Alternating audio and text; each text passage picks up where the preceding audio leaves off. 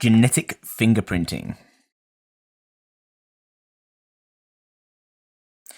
Okay, so other textbooks may call this genetic profiling or DNA profiling, same thing. This video is especially for you AQAers. So what is it, first of all? There's quite a lot of information on this page, so I'm going to be writing a little bit small.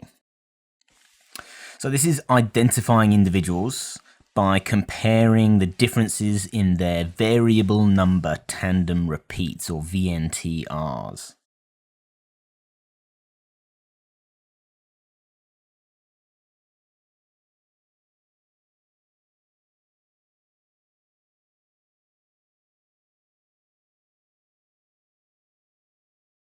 This is non-coding DNA. So this used to be called repetitive non-coding base sequences, I think, in the old textbooks, but they're now calling it variable number tandem repeats, or AQAR anyway. So what is it? These are in fact, all non-coding DNA from any species is going to contain these things, these variable non-coding tandem repeats.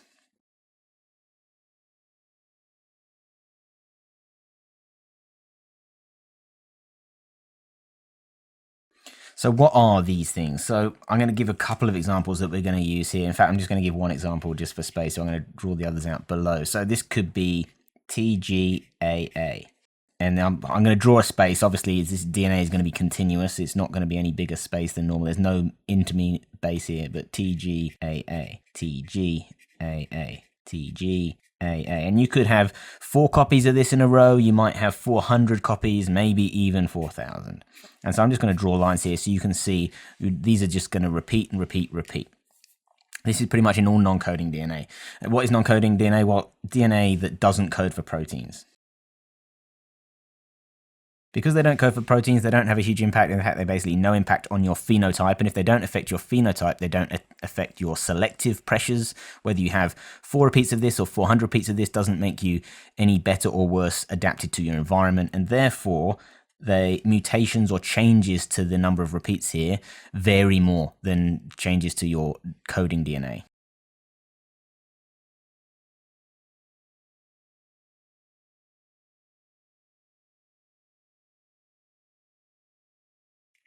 There are videos on mutations. If you have a change to your base sequence in the coding DNA, then that's going to affect the proteins, which will affect how you're able to survive and reproduce.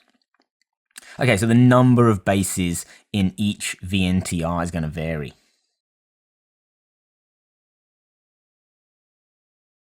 So we're going to look at that in a little table here. So also the number of bases in each VNTR is going to vary. So I'm going to do this one up here. We've got TGAA. Obviously, we've got 4 bases in this repeat, equals 4. You could have another repeat that could go CT, CT, CT, CT. So I'm just going to call that the CT repeat. This has got 2 bases in it. And we might have a sequence that goes AGCTAT, making it up as I go along.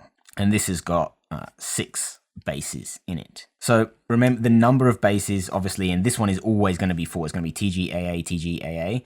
But we could have 4 repeats of this or 400 repeats of this. So let's draw this out in a table. We've got our variable number tandem repeat. And we're going to look at over here how we use this in forensics, for example, to pick out a suspect from a crime scene. So I'm going to call these people suspect 1 and suspect 2. It will become a bit more clear in a moment. And we're going to look at the number of repeats that they have for each of these, and then the total number of bases.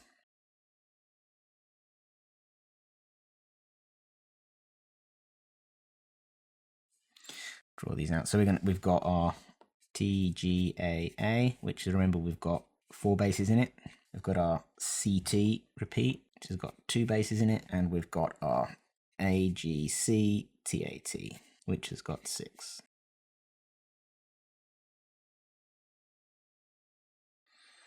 Okay, so suspect 1, let's just look at suspect 1. He's going to have 10 repeats of the TGAA. And if you've got 10 repeats, there's 4 bases in it, so he's going to have a total of 40 bases in the TGAA sequence. But different individuals are likely to have different numbers of repeats to these things. Let's say suspect 2's got 21 repeats of this. 21 times 4 gives us, he's got 84 bases in total tied up in this repeat. Let's look at the next one. This is only 2 bases each time. Let's say suspect 1, he's got 6 repeats here. 6 times 2, he's got a total of 12 bases tied up in this one. Suspect 2, on the other hand, he's got 16 repeats of the CT repeat. So he's going to have 16 times 2, 32 bases tied up in this one. And finally, we might have suspect 1 having 12 repeats. I've done this on a calculator in advance. It is 72. And let's say, for example, suspect 2 also has 12. So it is possible for you to have the same number, but we've got loads, there's hundreds of these variable number tandem repeats. There's many that we can compare. Some of them will be the same, most of them will be different. Okay, now we can look at one of the uses over here of this, which is forensic use. So we're going to take samples of DNA from a crime scene and suspects.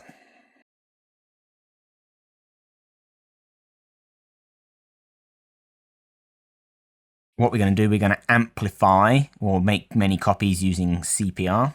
Remember, PCR's polymerase chain reaction, whole video on that, watch it. And then we're going to run a gel electrophoresis, which again, full video on that, you need to know that first. And we're going to compare these on a gel. So I'm going to keep my colors the same, just to remind you. Green blobs are going to be TGAA, red blobs are going to be CT, blue. So this is what our gel is going to look like. Here we're going to have 3 wells. In my example video on gel electrophoresis, I did 1 well. I was only looking at DNA from 1 source. Here, CS is going to be crime scene. So this is the blood sample we found from a murder scene. This is going to be the genetic profile or DNA fingerprint of individual 1, or suspect 1 and suspect 2. We can calibrate it using pieces of known length, but let's say this is 100 base pairs, and we go, therefore, this is 0 base pairs. We're going to have 50 in the middle, 75, 25. Remember, gel electrophoresis separates DNA according to length. Let's separate our channels here. Okay, so we take the DNA from the crime scene and we run it on the gel electrophoresis. And we're going to have, in fact, should we do the crime scene first? Let's do the crime scene one first. Okay, so we're going to have this up at here somewhere. Our red is going to be down here somewhere, and the blue is going to be here somewhere. Okay, so now we can plot our suspects on this. So let's take suspect 1. And we're looking at the total number of bases, because this is how many bases they have tied up in this repeat.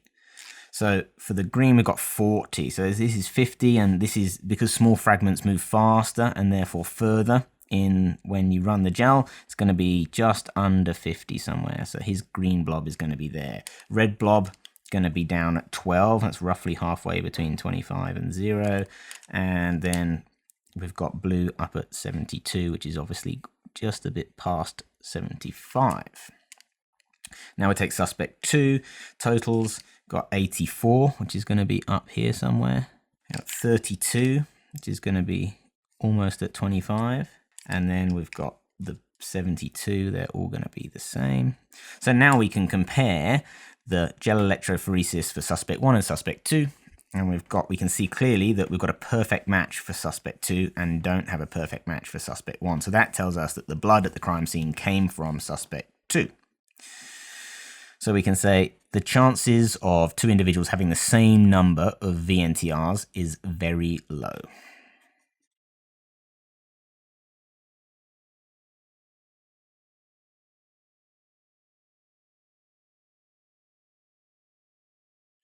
Just for interest, the police are going to use many more than 3. You wouldn't use 3 because it's not enough. But if you can compare 100 different variable number tandem repeats, the chances of having a perfect match is basically 0.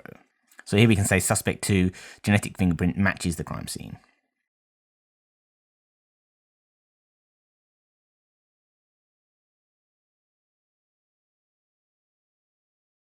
And that's how you use it for forensic use. And that's how you determine a genetic fingerprint full stop. And this is the example of that. There's 2 other reasons how you can use it. You can use it to check people's relatedness or species relatedness. So the more closely related 2 individuals are, the higher the percentage match of their VNTRs.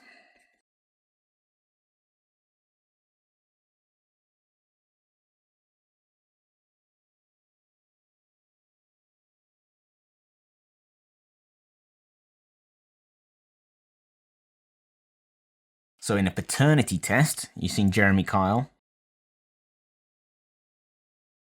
You would expect the father, the biological father of an organism, to have a 50% match with their father. The more VNTRs that you test, the closer to 50% you're going to get. Obviously, if you only test 3, 2 of them might have come from the mum, 1 might come from the dad, you're going to have a skewed relationship. You need a good, same reason you need a large number of repeats. You can use this for the conservation of endangered species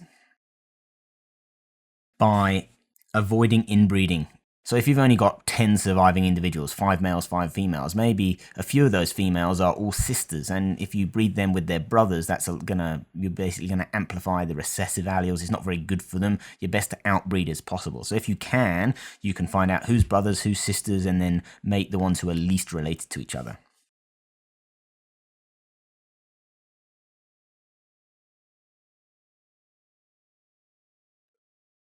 This is going to maintain genetic diversity as much as possible. The final use that you need to know is medical diagnosis. So fingerprints can be used to test for specific combinations of alleles.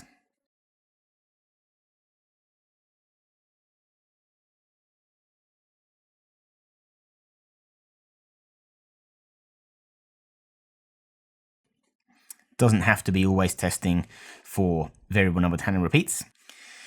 And you can use these specific combination of alleles to diagnose genetic disorders.